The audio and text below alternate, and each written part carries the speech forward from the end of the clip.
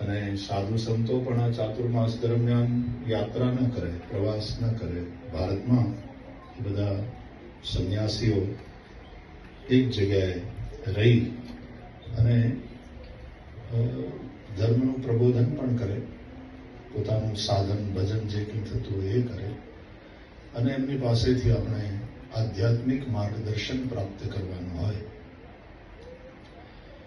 તો શ્રાવણમાં તો વિશેષ કરીને શ્રવણ થાય, અને શ્રવણ આવા ગ્રંથોનું થાય ત્યારે ભાદ્રપદમાં ભદ્ર થાય તો કલ્યાણ થાય.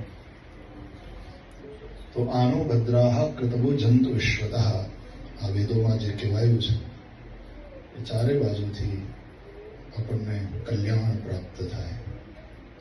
કૃષ્ણ કથા પૂજનીય શાસ્ત્રીજીના મુખે સાંભળી રહ્યા છો. સદા સેવ્યા શ્રીમદ ભાગવતી કથા.